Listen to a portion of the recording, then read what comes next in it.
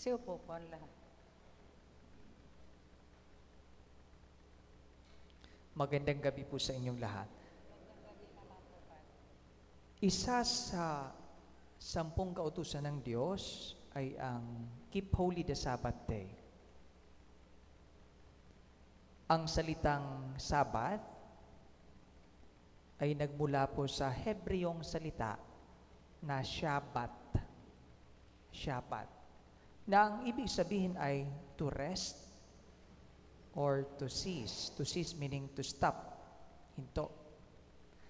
Itong konseptong ito ng Sabbath, paghinto o pagpapahinga, ay hango po sa creation story.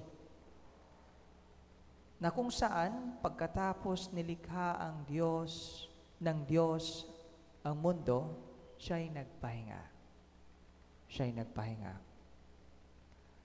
Sa ating gospel ngayong araw, mayroong issue between Jesus' followers and the Pharisees. At ang issue ay tungkol sa Sabat. Tingnan natin yung kalagayan. Nagutom yung mga disipulo ni Jesus. Nagutom. And I believe they just came from work, from the mission. Tapos, they picked the heads of grain at kumain. Nakita ito ng mga Pariseo. At ang nakita lang nila, yung picking of grains. Hindi nila nakita na gutom ang mga disipulo.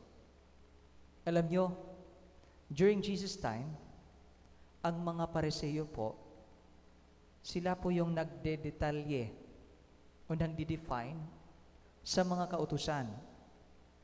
Say for example, kung anong ibig sabihin ng Keep Holy the Sabbath Day na kung saan bawal magtrabaho. Ano po ba ang trabaho? Dinidefine nila iyon. Kung ang pag-iigib ng tubig ay trabaho na, silang nagde-define. At isa sa mga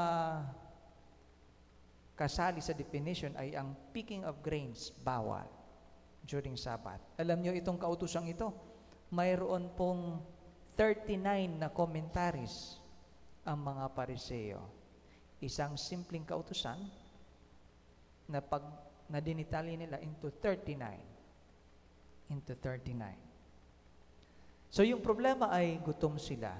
Alam niyo lahat naman ng problema natin ay may solusyon. Pero may tinatawag din tayong tamang solusyon. Baka kasi lagyan lang natin ng band-aid, ha? May tamang solusyon. Dito sa Peña, pag may lumalapit sa ating nangangailangan ng tulong, say, humihingi ng pagkain, we help them. We reach out to them. We address their need. Maybe not all, pero sa mga nakakapagbigay po tayo. Binibigyan natin ng pagkain yung taong gutom. Sa gospel, iba yung reaction ng Pharisees. Yung nakita nila, yung bawal na ginagawa nila. Hindi nila nakita na gutom pala ang mga tagasunod ni Jesus. So, instead of giving them food, hinusgahan sila. Ibig sabihin, mas pinahirap nila yung buhay ng mga disipulo. And so, Jesus corrected them. At ang sabi ng Panginoon ay, what God really wants is mercy, not sacrifice. Habag ang ibig ko, sabi ni Jesus, hindi hain.